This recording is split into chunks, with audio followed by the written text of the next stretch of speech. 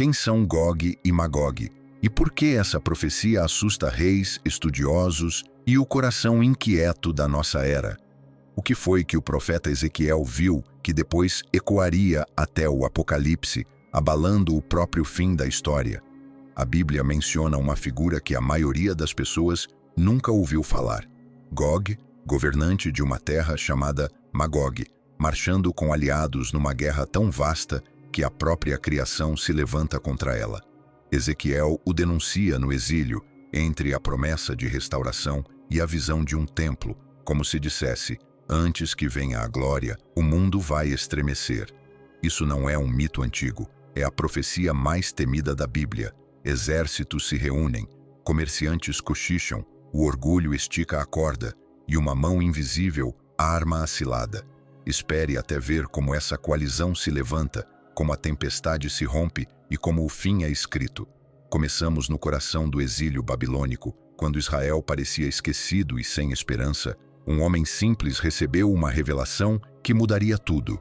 A margem do rio está quieta. Ezequiel se senta entre seu povo, deportado da sua cidade, do seu templo, da sua terra natal. O canal de Quebar serpenteia pelo assentamento e cada pedra os lembra do que perderam. Jerusalém caiu em 586 a.C. A fumaça de sua ruína ainda vive na memória. Os gritos dos que ficaram para trás ainda ecoam em seus ouvidos. O povo conhece bem a data. Primeira deportação em 597, depois os muros rompidos e o templo incendiado 11 anos depois.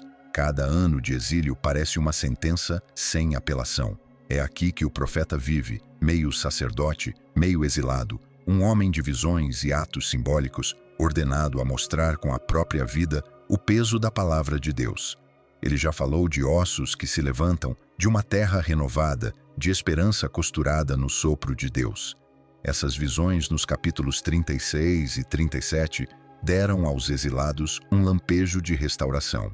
Mas justo quando a promessa começa a brilhar, outra voz surge, inquietante e pesada. Volta o teu rosto contra Gog, da terra de Magog. Diz o Senhor em Ezequiel 38, príncipe-chefe de Meseque e Tubal. A missão cai como pedra em água parada, espalhando ondas no espírito de Ezequiel. Quem é esse Gog? Por que falar dele agora, quando o povo anseia por consolo? O momento é escolhido. Essa profecia não aparece por acaso. Ela é colocada entre a restauração e a visão do templo, como se Deus interrompesse a esperança crescente com a revelação de um inimigo final. Antes que a paz seja garantida, o orgulho precisa ser desmascarado. Ezequiel treme. Ele sabe o que significa voltar o rosto contra um governante. No exílio, falar contra o poder estrangeiro é perigoso, mas a ordem é clara. O Senhor não está ausente da história, ele está montando o cenário. O silêncio que os exilados sentem não é abandono, o silêncio é estratégia. O nome Gog entra na escritura aqui pela primeira vez. O texto hebraico não traz genealogia, nenhum passado explicado com facilidade. Gog surge como uma figura convocada para o confronto, um líder que encarna o orgulho humano em seu auge. Magog é o nome da sua terra, um lugar lembrado na memória antiga como distante, ao norte, estranho. Com ele estão Meseque e Tubal, povos conhecidos de registros assírios na Anatólia, regiões montanhosas de forjas e comércio. Ezequiel não dilui essa figura em mito, ele a posiciona no mapa do mundo conhecido. O propósito é declarado em Ezequiel 39:7. Farei conhecido o meu santo nome no meio do meu povo Israel, e nunca mais deixarei profanar o meu santo nome, e as nações saberão que eu sou o Senhor. Esse é o peso da visão. Gog não é levantado para exaltar a força humana, mas para engrandecer a soberania divina. Deus permite que os orgulhosos se reúnam para que seu poder seja revelado no juízo e sua misericórdia na libertação. Para Ezequiel, o chamado é insuportável e, ao mesmo tempo, certo. Ele o carrega com a solenidade do exílio, ombros pesados, olhos baixos, mas o espírito aguçado. Ele vê que a história não está perdida. Ela está sendo puxada adiante como uma besta conduzida por uma corrente invisível. Gog acredita que escolhe a guerra. Na verdade, ele caminha para uma armadilha preparada muito antes de seu nascimento. Se você parar aqui, o peso já é imenso. Os exilados perguntaram por que Deus estava em silêncio. A resposta é que o silêncio é estratégia, esperando o momento em que todo o orgulho amadurece para o juízo. Você sente a virada? Esperança e temor agora andam lado a lado, e a profecia mal começou. Ezequiel ouve os nomes. Eles não são sombras desfocadas. Estão gravados no mapa do seu mundo, povos que sua geração conhecia por meio do comércio, de rumores e da guerra. A profecia fala de Gog, governante de Magog, mas ele não se levanta sozinho. Ele convoca uma coalizão que se estende por continentes. Ao norte estão Meseque e Tubal, lembrados nos registros assírios como Musque e Tabal. Suas terras ficavam nas montanhas da Anatólia, ricas em ferro e passagens estreitas. Ali, as forjas brilhavam à noite, martelando cubos e armas, alimentando tanto reis locais quanto exércitos distantes. Ao lado deles está Gomer, frequentemente associado aos cimérios, guerreiros a cavalo que desciam das estepes. Bet Togarma junta homens das regiões fronteiriças, entre a Anatólia e a Armênia, hábeis com cavalaria, trazendo escudos e elmos que brilhavam sob o sol. Do leste vem a Pérsia, o império que em breve varreria o Oriente Próximo. Seus soldados usavam couraças de escamas, placas costuradas como pele de peixe, flexíveis ao marchar. Do extremo sul chegam Cuxi e Puti, Cuxi lembrado como a Núbia ao longo do Nilo, Puti como a Líbia na costa africana, carregando escudos altos, madeira escura e coragem crua. E das estepes geladas vem a própria Magog, ecoando com o poder dos cavaleiros citas, mestres do arco, recurvo, disparando com precisão mortal a partir do lombo do cavalo.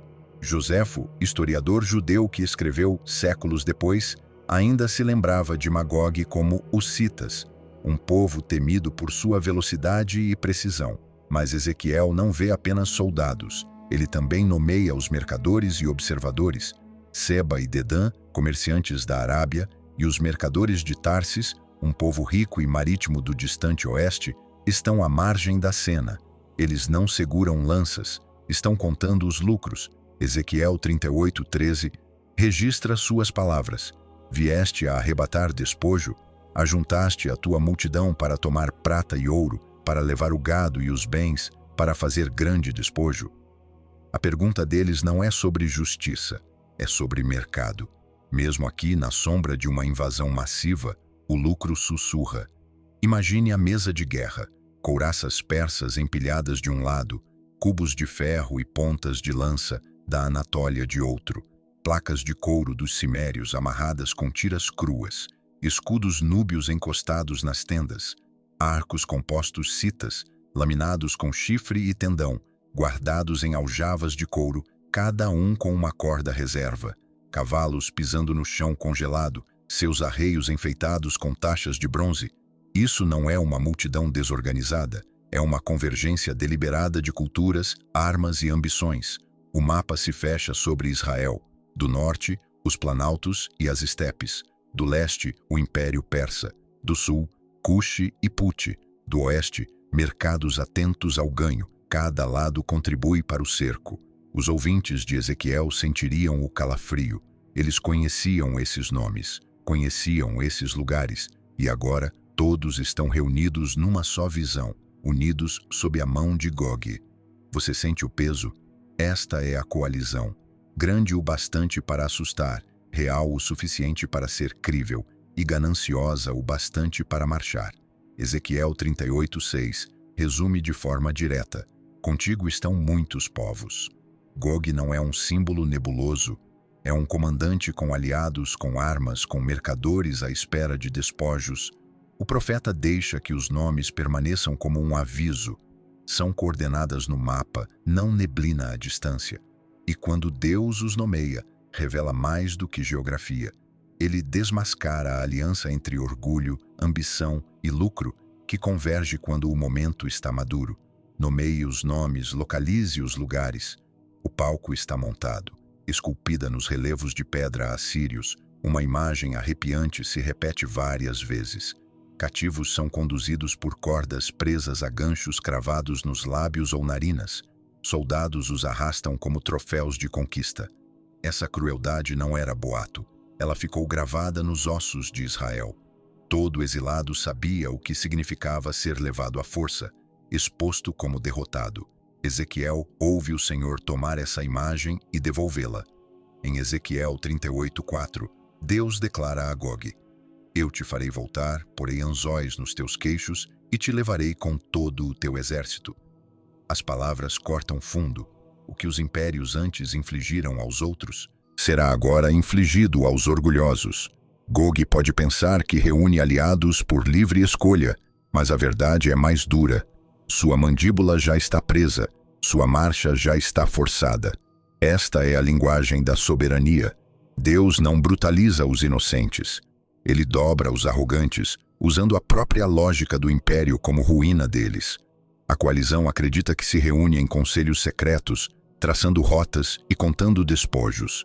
Pensam que são arquitetos livres da história. Na realidade, seu orgulho é a isca, e seus planos são as cordas que os puxam para mais perto do juízo. O orgulho é a isca. Esse padrão é antigo. O Salmo 33:10 diz: O Senhor desfaz os planos das nações e frustra os intentos dos povos. Exércitos podem se reunir, generais podem cochichar, mercadores podem contar lucros, mas nada disso escapa da mão oculta. Ezequiel vê com clareza: cada passo de Gog, cada aliado convencido, cada arma forjada, já está sendo atraído para uma armadilha. Imagine esses conselhos. Mapas abertos sob luz tênue. Dedos traçam rotas de caravanas, somam rações, marcam fontes d'água. Vozes se erguem com confiança. Nossos números não podem falhar, mas acima do teto deles, outro conselho já falou. O silêncio é estratégia. O que parece atraso é o modo de Deus permitir que o orgulho amadureça, que a arrogância caminhe por vontade própria até o lugar do juízo. Este é o ponto de virada da profecia. Já não se trata apenas de quem se junta a Gog, trata-se de quem controla Gog. A resposta é ao mesmo tempo perturbadora e consoladora. O tirano avança com confiança, mas cada passo está preso a correntes que ele não consegue ver. E o que isso significa para nós? Se até os líderes mais poderosos estão presos à linha do propósito de Deus, será que achamos mesmo que o orgulho humano hoje escapa do seu olhar? A linha está se apertando. Gog acredita que avança por força. Na verdade, ele avança por convocação. A noite brilha com a luz do fogo. Nas montanhas da Anatólia, fornalhas rugem enquanto o ferro é fundido em pontas de lança e cubos para carros de guerra.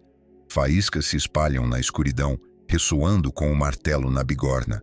Homens curvados sobre o trabalho, suor pingando, braços tensos, alimentando as máquinas do império. O som é constante, confiante, um coro de aço. Ao lado deles, armeiros persas costuram placas de bronze e ferro em couraças de escamas, flexíveis como pele de réptil. Em outro acampamento, arqueiros citas laminam chifre e tendão, aquecendo cada camada, moldando o arco recurvo que podia perfurar armaduras à distância. Couraças lamelares de origem ciméria são amarradas com tiras de couro cru, uma colcha de morte pronta para a marcha. Escudos núbios encostam em paredes de junco e barro, pintados, altos como os homens que os carregam. Cada cultura contribui com sua técnica, como se o mundo inteiro reunisse o melhor que tem para esmagar um povo pequeno. Além das oficinas, a cavalaria se reúne. Cavalos pisam o chão congelado, o fôlego subindo em nuvens brancas. Celas rangem, bocais de bronze tilintam, cascos batem em ritmo. Carros de guerra estão prontos, rodas reforçadas com faixas de ferro, eixos lubrificados para milhas de marcha. Trenós de flechas são carregados, cordas reservas enroladas, provisões amarradas. Uma máquina de guerra não surge do nada. Ela é construída peça por peça, na forja, no campo e no armazém. Em tendas forradas de mapas, generais se curvam sobre o pergaminho, marcam travessias de rios, anotam janelas de clima, debatem quanto tempo durarão os suprimentos. Linhas são traçadas rumo a Israel. Falam com segurança, os dedos percorrendo as rotas como se o resultado já estivesse selado. Do lado de fora, tambores batem. Canções de triunfo se erguem ecoando pelos vales. A confiança paira densa no ar. Ezequiel vê o detalhe, mas também vê além dele. Cada fornalha, cada flecha, cada cubo de ferro é real. Mas o tempo deles não lhes pertence.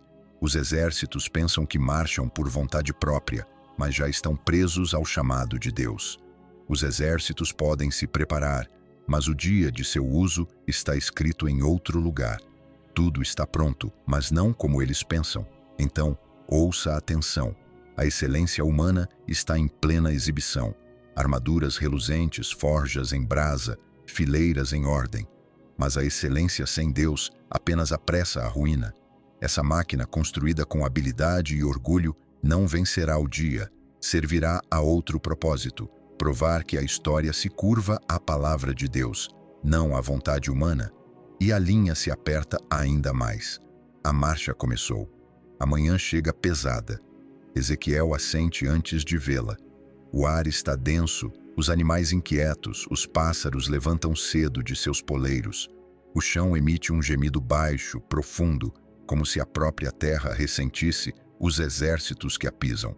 Homens riem em formação, confiantes em seus números, até que o solo se move sob seus pés. Então acontece. O terremoto rasga a terra, as fileiras colapsam, cavalos relincham em pânico, carros de guerra tombam em fendas abertas, carros de suprimento viram, derramando grãos e armas em rachaduras irregulares. O que parecia ordem vira desespero. Comandantes gritam, mas suas vozes somem no rugido do chão que se move. Ezequiel 38, 19 e 20 diz que todo o muro cai, montes tremem e o medo se espalha por toda a criatura. Quando a terra se aquieta, outro terror se ergue. A peste se espalha invisível pelo acampamento, tosses ecoam entre tendas, homens agarram o estômago e caem, febris e tremendo. Soldados treinados para a batalha não podem lutar contra o que não veem. O terror corre mais rápido que flechas, e a moral apodrece como carne ao sol. O céu escurece. Nuvens se formam com um peso antinatural. Uma enxurrada de chuva desaba, afogando rampas de cerco, levando pontes embora, transformando estradas em rios de lama. Carros de guerra afundam até o eixo, cavalos tropeçam, carroças travam no lugar.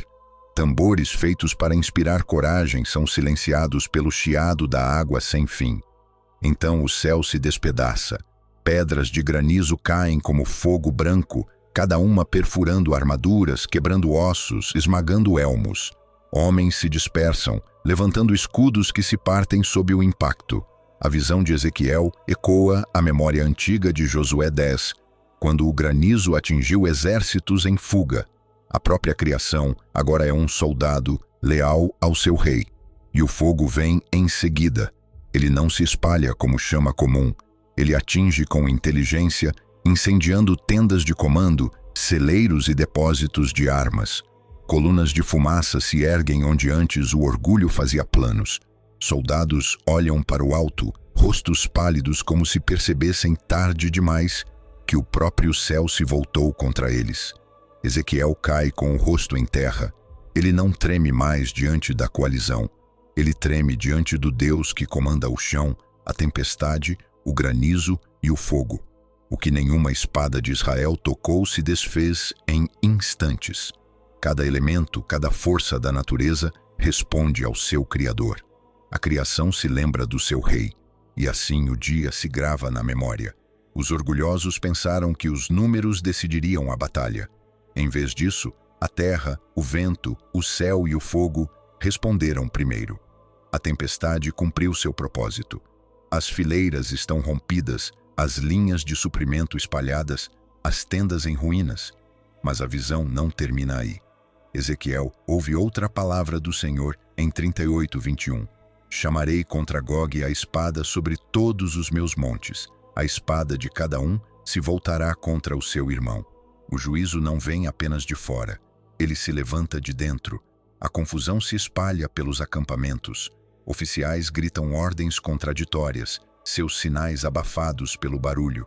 Trombetas soam, mas na névoa escura, ninguém sabe mais a que estandarte pertence. Aliados interpretam mal os gestos. Amigos invadem linhas uns dos outros, espadas erguidas pelo medo. Um golpe provoca outro, e logo a coalizão se desfaz. A memória de Israel guarda ecos desse padrão. Juízes 7 registra os midianitas voltando suas espadas uns contra os outros quando as tochas de Gideão romperam à noite. Em 1 Samuel 14, a confusão entre os filisteus se espalhou até que ninguém mais soubesse quem era inimigo ou aliado. Agora, esse mesmo terror desce sobre o exército de Gog. O pânico se multiplica. A coalizão orgulhosa se devora a si mesma. Imagine a cena. Um arqueiro cimério dispara contra um persa, confundido pela névoa. Um escudeiro núbio crava sua lança num companheiro em meio a ordens conflitantes. Cavalaria cita gira rápido demais e atropela seus próprios aliados. Na loucura, o exército outrora poderoso se desfaz mais rápido do que qualquer inimigo poderia. A espada se volta para casa, Ezequiel assiste com reverência solene. O que o orgulho teceu com conselhos e tratados se desfaz em instantes. A armadilha está completa. Deus não precisa levantar a mão de Israel. O inimigo colapsa sob o peso do próprio orgulho, confuso, dividido, perdido no medo. E o silêncio se segue. O campo de batalha se aquieta, coberto de destroços e corpos, os ecos do fratricídio pairando no ar. O que começou como demonstração da força humana termina em autodestruição, um juízo tão antigo quanto justo. Então pergunte a si mesmo se até as maiores alianças ruem quando Deus chama o tempo. Que confiança pode o orgulho humano realmente sustentar? O campo de batalha está quieto. A fumaça se eleva sobre carros de guerra destruídos e tendas despedaçadas. O barulho da guerra cessou, mas a terra permanece pesada de impureza. Corpos cobrem o vale, armas estão espalhadas retorcidas esperando. O que começou como orgulho se tornou contaminação, e agora Israel deve passar de testemunha a cuidador. Ezequiel vê o que vem a seguir. No capítulo 39, versículo 12, a casa de Israel é ordenada a gastar 7 meses sepultando os mortos, a fim de purificar a terra. Grupos de enterro atravessam os campos marcando ossos com estacas para que outros possam seguir e dar-lhes descanso. Famílias se juntam ao trabalho. Cada monte de terra, cada pedra colocada sobre uma sepultura, faz parte da restauração da santidade da terra que Deus reivindicou. O vale recebe um nome, Ramon Gog, a multidão de Gog. Torna-se um monumento à arrogância abatida. 7 meses. O número não é casual. Na Escritura, 7 representa completude. Aqui, marca a purificação total de uma terra antes encharcada de sangue. Nenhum cadáver é deixado exposto, nenhuma impureza é permitida permanecer. O que parecia ruína é moldado em testemunho. Então a visão se amplia. Ezequiel 39:9 descreve outra tarefa. Os habitantes das cidades de Israel sairão e queimarão as armas durante 7 anos. Escudos são lançados às fornalhas. Lanças, dardos e arcos são empilhados como lenha. Estruturas de carros de guerra alimentam lareiras. Lares são aquecidos por aquilo que um dia foi feito para destruir. 7 anos. Novamente, o número conta uma história. Não é uma duração aleatória, é uma reversão completa. Armas de guerra se tornam instrumentos de provisão. O que foi forjado para a morte agora sustenta a vida. O povo não teme mais o ferro na mão do inimigo. Eles o recolhem, queimam e o veem desaparecer como combustível sob suas panelas. O vale muda na memória, já não é apenas um campo de cadáveres. Torna-se um lugar de purificação, depois um lugar de reversão. 7 meses, 7 anos, 7 que purificam, 7 que transformam. Cada ato de sepultamento, cada fogo aceso, declara a mesma verdade. Deus escreveu completude no juízo e provisão naquilo que era destinado à destruição. Ezequiel sente o peso disso. Ele viu o terror, o colapso e agora a dignidade silenciosa. A mesma terra que tremeu sob exércitos é agora pisada por famílias que carregam paz e tochas. Sua dor é real, mas sua tarefa é sagrada. Eles enterram, eles queimam, e a terra respira de novo. Você vê a misericórdia escondida aqui? O juízo não deixa o mundo quebrado. Ele o empurra em direção à purificação. Ele transforma as ferramentas do orgulho em pão de cada dia. As notícias se espalham além do vale. Mensageiros galopam com urgência pelas rotas comerciais, levando relatos do desastre. A poeira se levanta sob seus cavalos enquanto passam por caravanas a caminho do Mediterrâneo. Quando chegam aos portões dos palácios, os rumores já se espalharam por mercados e estalagens. Algo inexplicável aconteceu em Israel e ninguém pode ignorar. Nos palácios, reis reúnem seus conselheiros, pergaminhos são desenrolados, mapas abertos com pressa e dedos trêmulos apontam para a terra onde a coalizão de Gog caiu. Sussurram sobre o terremoto, a tempestade e o fogo. Esses governantes pensavam que Israel estava cercado, mas o exército que deveria ter conquistado jaz sepultado em sua própria confusão. Planos mudam em silêncio. Vozes que antes falavam de expansão agora se calam.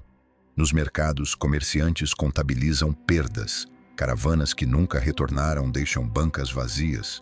Investimentos desaparecem.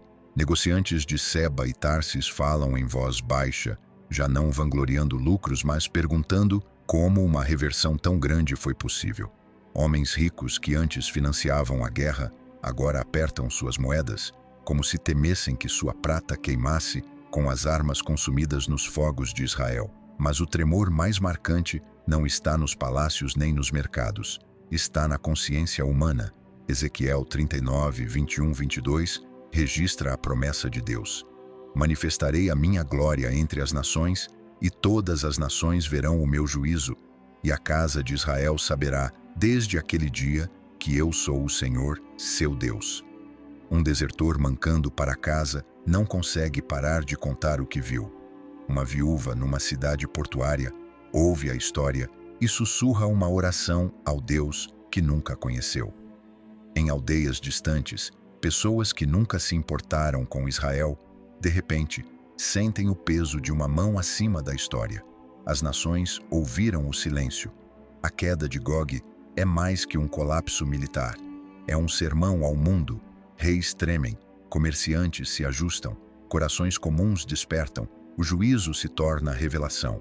Então, o que isso significa para nós, quando Deus escreve seu nome não apenas na sobrevivência de Israel, mas na consciência das nações?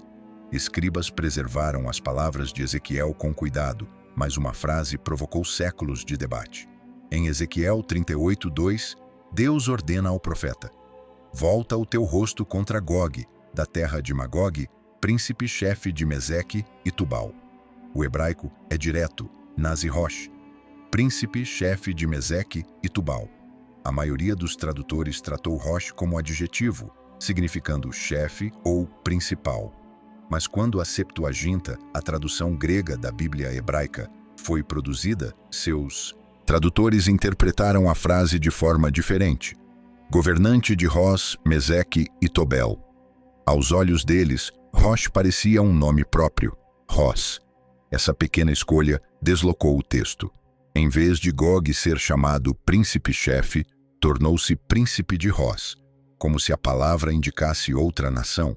Leitores posteriores olhando para o norte, às vezes tentaram conectar Ros a povos distantes que conheciam em seus próprios séculos. A erudição responsável permanece próxima ao horizonte de Ezequiel. Em seu idioma, Rosh significa regularmente cabeça ou chefe. A frase príncipe-chefe combina com o estilo de seus outros oráculos.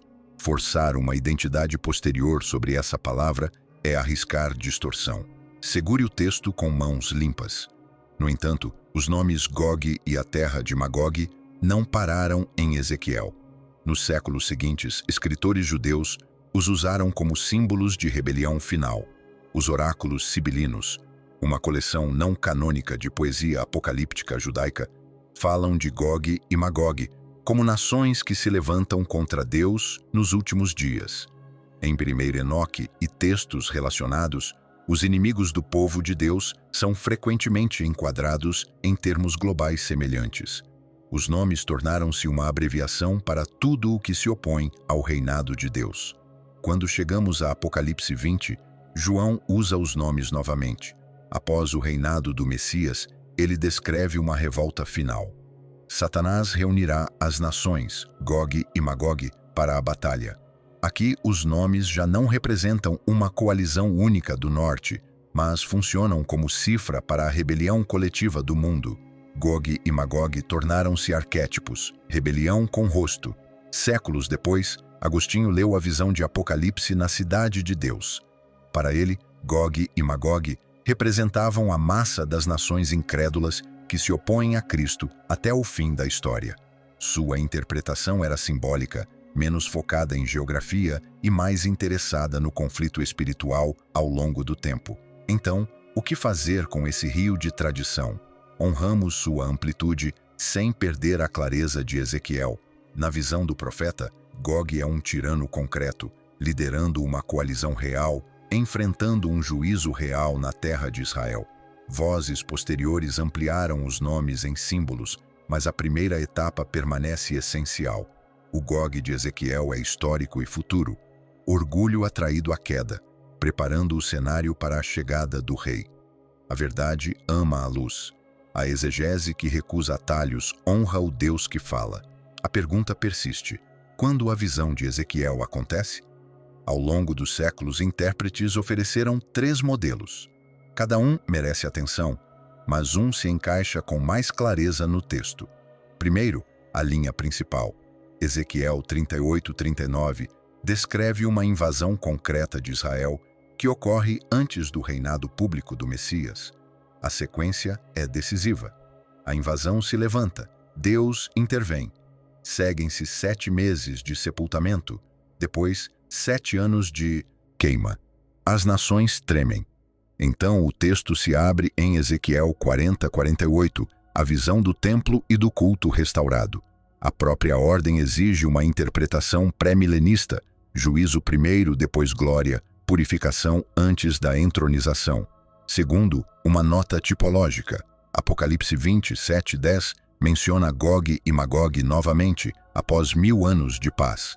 A visão de João recorre aos nomes de Ezequiel como cifra para a rebelião final.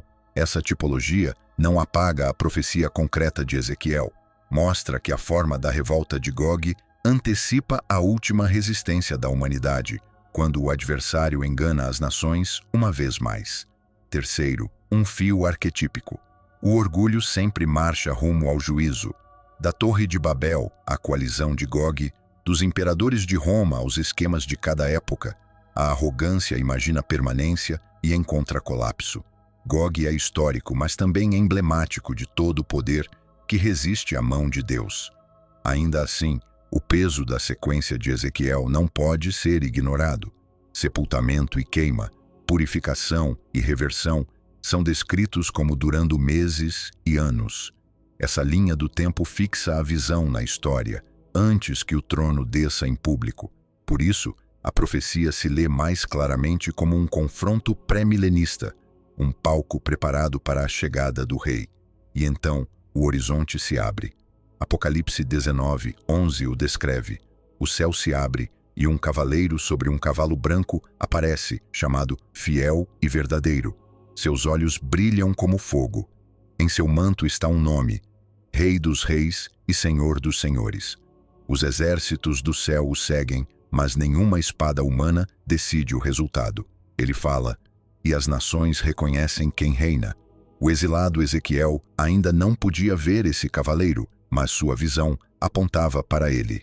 O vale de Ramon-Gog se torna o chão sob seu governo. O fogo que caiu em juízo dá lugar à luz que cura. O colapso da coalizão abre espaço para a coroação. O rei entra em cena. As conspirações da história se dissolvem. Palácios que antes murmuravam agora se calam. Mercados que antes lucravam agora se curvam. O reinado do Messias começa à vista de todos. Justiça, paz e santidade fluem de seu trono, respondendo à dor semeada no exílio séculos antes. Eis então o fim da questão. O juízo limpa o palco, a coroação o preenche. O mundo espera por aquele que cavalga do céu, e todo nome orgulhoso de Gog ao último rebelde se dobra diante do seu cetro. A história se encerra com um trono. Do silêncio do exílio ao colapso dos exércitos, cada passo preparou esse momento. A história não vagou, foi conduzida. Gog se ergueu como arrogância encarnada, mas sua queda já estava escrita no tecido do tempo. A própria terra tornou-se arma de Deus, as nações tremeram, e agora o cavaleiro vem. A pergunta do exilado, Deus nos abandonou, recebe sua resposta no rei que entra abertamente para reinar. Seu cetro é firme onde impérios se despedaçam. Sua justiça é definitiva onde tribunais conspiram. Sua misericórdia é ampla o suficiente para reunir os que um dia viveram com medo. Cada palácio que sussurrou, cada mercado que tramou, cada exército que marchou, todos ficam imóveis diante dele. O significado não é distante. A mesma mão que guiou a história então, a guia agora.